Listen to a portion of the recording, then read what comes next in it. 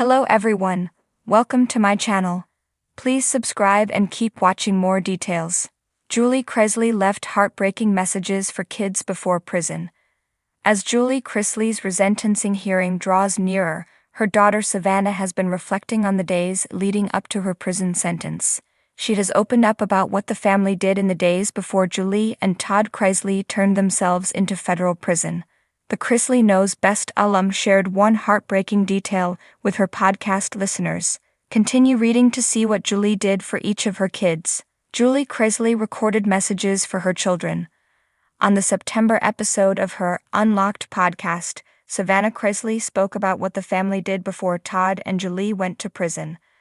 I went into the living room and everyone was in there, and Julie came in 30 or 40 minutes later, and she had gone to Build-A-Bear and recorded prayers for each one of her children, Savannah's friend Tyler Bishop recalled. Savannah added, "What originally happened was she did it for Chloe, because she said Chloe's prayers with her every night and she didn't realize, because that was something that she and Chloe always did. Then Grayson had tears in his eyes and was like, I want one too." She continued, and Build-A-Bear closed in like 30 minutes, and she raced to Build-A-Bear and made him two, made me one, made Chase one. And we all still have it. The Chrisley Knows Best alum went on to say that she listens to Julie Chrisley's recording often. Her mom's voice is comforting to her. However, Chloe Chrisley is hesitant to listen to it.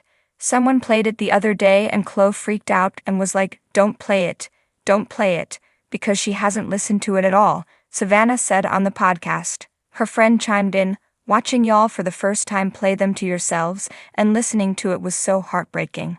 Savannah Chrisley couldn't function after parents' sentences. The friends also reflected on what it was like when Todd and Julie Chrisley received their guilty verdict. Savannah said the family generally avoided thinking about it. Tyler agreed, noting that nobody accepted the fact that they were going away until they got there. "That was something that Mom and I have talked about," Savannah agreed. "It was an impossible situation, but she wishes they would have actually prepared to go, because everyone was in so much denial that they didn't do anything to prepare to go. Not packing the kids' stuff up, moving them, packing their stuff up." Last week, Savannah Chrisley talked about how she handled hearing the guilty verdict come through. "I didn't cry the whole way home," she said. "I don't even remember getting home." When she got back to the house, Savannah said that she literally walked in the door and collapsed. The Chrisley Knows Best alum said she couldn't calm down and eventually took something to calm her nerves. "I couldn't even function," she said. Todd and Julie Chrisley first reported for prison on January 17, 2023. The Chrisley patriarch reported to the federal prison camp Pensacola in Florida. Julie reported to the Federal Medical Center Lexington in Kentucky. As Julie Chrisley sat alone in her bedroom, the shadows from the soft lamp on her nightstand flickered across the walls. The clock ticked in rhythm, its hands creeping toward the midnight hour. In just a few days, everything in her world would change. She'd known this day was coming, but the reality still felt surreal. Prison was an inevitable chapter she had never imagined, yet here she was, staring down its cold, unforgiving path. The weight of it all was unbearable.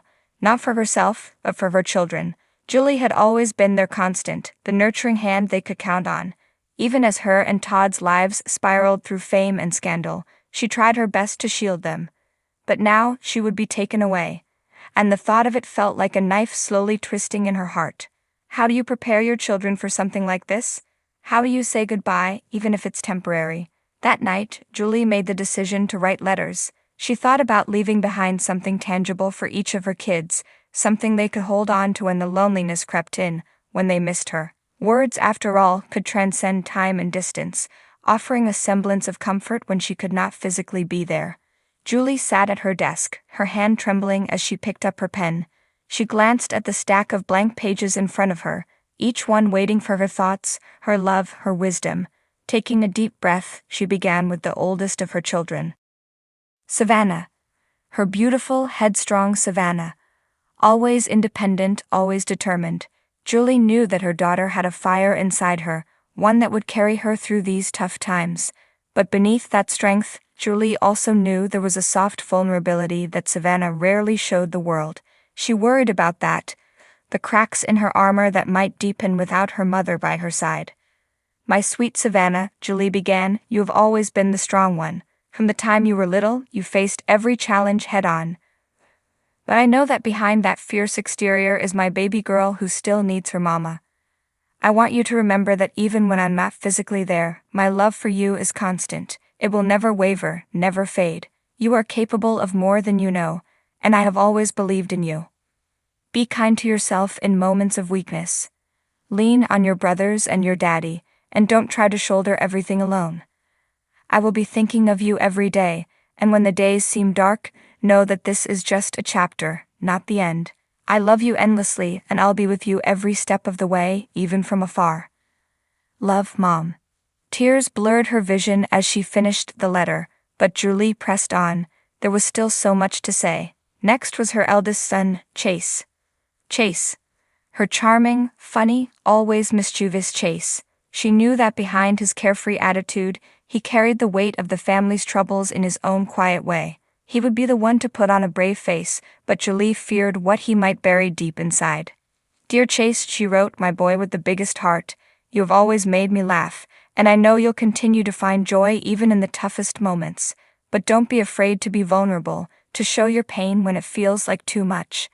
I'm going to miss your humor, your spirit, and the way you always know how to lighten the mood. But I also want you to take this time to reflect on what really matters. Family is everything, and I know you will be the glue that holds us all together. Take care of your sister, your brothers, and your daddy. And remember, no matter how far apart we are, you will always be my boy. I love you more than you'll ever know. Love, Mom. Julie set down her pen for a moment, feeling the ache in her chest intensify. It wasn't fair. None of it was, but she couldn't let that sorrow overtake her. She still had one more letter to write, one that hurt the most. Her youngest, Grayson. At just 16, Grayson was still trying to figure out the world, and now he was about to face it without his mother's constant presence. Julie's heart shattered at the thought of her baby boy feeling lost or abandoned. My dearest Grayson, she began, you are still so young, and there's so much I want to teach you, so many moments I want to share with you. But I need you to know that I will be with you every day, even if I'm not there physically. You've always been so strong, even when you didn't realize it. I know this is going to be hard, but I need you to keep that strength close. Talk to your sister and your brothers and never be afraid to ask for help. You don't have to face this alone. I'm proud of the young man you are becoming, and I'll be counting down the days until I can be by your side again. I love you to the moon and back. Love, Mom. As Julie folded the last letter, she realized that words could only do so much. She could pour her heart onto the page, but it wouldn't take away the pain her children would feel in her absence. Still, it was something. A piece of her they could hold on to. A reminder that no matter where she was, her love for them was unbreakable. With trembling hands, she sealed each envelope and placed them in a small wooden box. When the time came, Todd would give it to them. She trusted him to keep her memory alive for the kids while she served her time. That night, as she lay in bed, Julie stared at the ceiling, her heart heavy yet hopeful. She had done what she could. The rest was up to time and faith. In the darkness, she whispered a prayer for her family, a prayer for strength, for resilience, and for love to carry them through. Because in the end, love was all she had to give, and for her, it was enough.